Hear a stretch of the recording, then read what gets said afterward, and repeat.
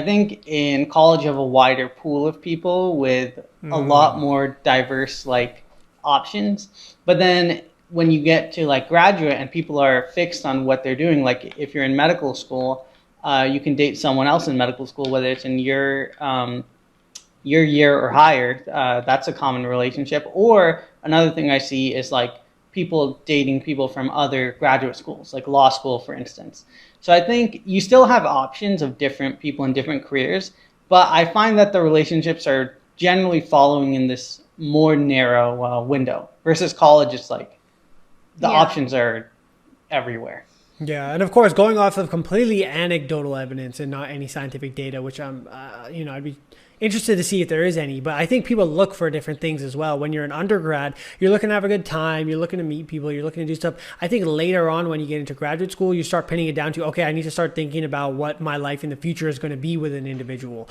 Some people have goals of settling down and getting a house and having the classic family. Some people are still wanting to, explore the world, and all that kind of stuff is going to be a little different than when you are an undergrad versus when you're later on in life. That's going to dictate what partner you end up on. I think dating it. Go ahead, please.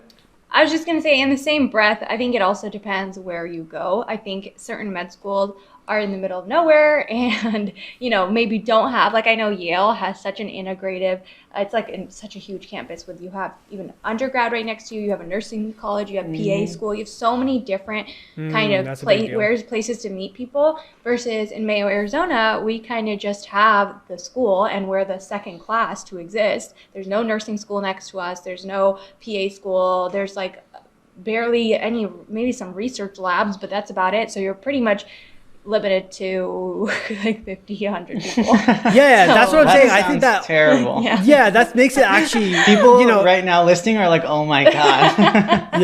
You're just cramming. So I think that makes it difficult inherently to even get dating going, because like think about it, if you're put into a group of people that you're stuck with really for the next 2.5, 3 years, some schools longer or shorter depending on their curriculum, and you either like these people or you're compatible with somebody in that class or not, and if you're not, then dating becomes very difficult. If you are, it's actually one of the easier ways to meet somebody, because when you're crammed in this environment, you guys are, obviously going to meet up with each other. You're going to get to know each other really well, and you can get relationships like that. But say you don't vibe with anybody in your program, that's when dating gets difficult for medical students or even other kind of professional students where the class size is limited and you're stuck with them. Well, I think also just now transitioning to maybe just like, say you do find someone, I think dating in medical school in general is really challenging. I think that it's not as easy as people make it seem. Sometimes people romanticize it like, oh, I met my like partner in med school, then we went to residency, then we are so successful. And it just is like this fairy tale that I think a lot of people, which is why a lot of people ask about it, because they're like, oh, is that real? Right. And dating in medical school, if you're in the same like, from what I know, it can get hard at times because, you are, like Herman said, you're crammed, but is that a good thing all the time? You just kind of want your own space. You're doing everything the same. And with two schedules, medical student schedules, it can definitely get, like, you don't have the typical, like, date night or somebody to make you dinner because you're both so crunched with time. It might even make it more difficult in another way. Yeah, there can also be the unique challenges as well with having two medical students. First of all, in my class, personally, we had multiple people that kind of did follow that classic story you do hear about. They met in medical school. They matched residency together. They'll probably go on to be doctors together, working very closely with each other, kind of growing together. That does exist out there for sure. We had like 4, I think, in my class alone that kind of had that story. So when that works out, like I said, it's an amazing thing, and you kind of really don't need to worry about the whole dating scene because you're with somebody that's compatible with your lifestyle, that knows you and you can grow with, and you're on the same page. Versus like if you don't have that is when things get difficult, like I'm saying. But yeah, I just want to point out you do get that story. But the other thing about being crammed with each other, by the way, is you get unique problems, right? If you have 2 people within the same class doing the same thing, maybe they both want to do the same specialty or something like that, or one's doing well on the test or not. It can get weird as well when you have 2 individuals in a very competitive environment. I think you have to be very secure and stable individuals. Yes.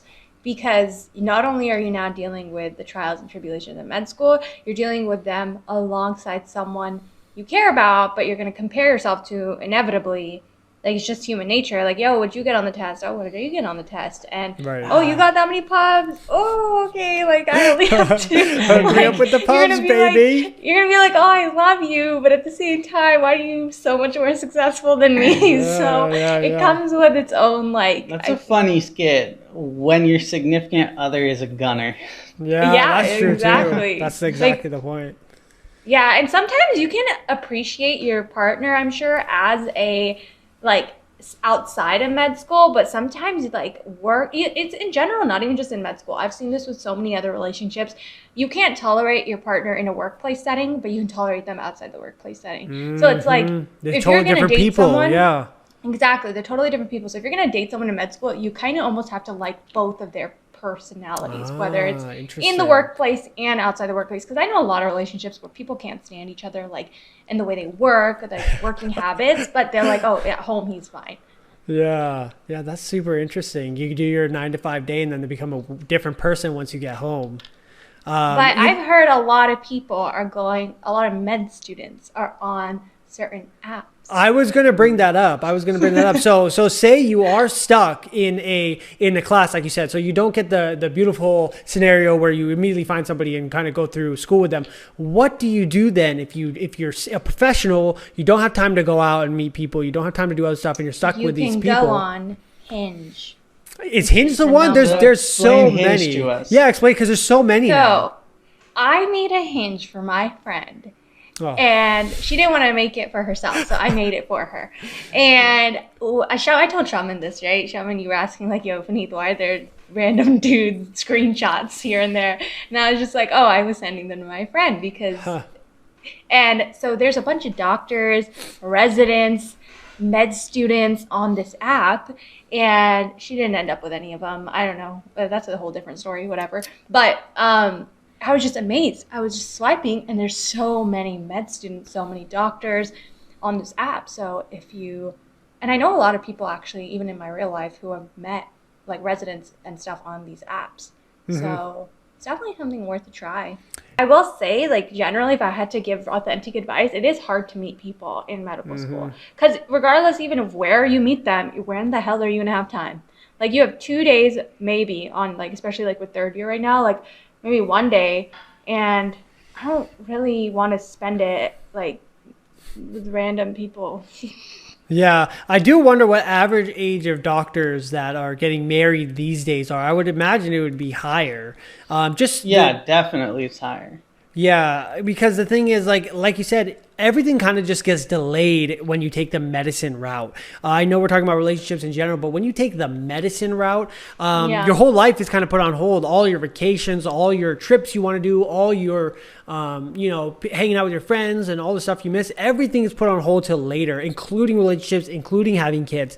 I would say most people that I see that are doctors are having kids at the age of like 30 plus, for sure, like 32, 33. We had a couple that did have them through residency. Even in medical school, I think we had one person in my class, might have been more. But it does happen. But I think typically what you see is I'm seeing my attendings now starting families, and they're like 35, 36.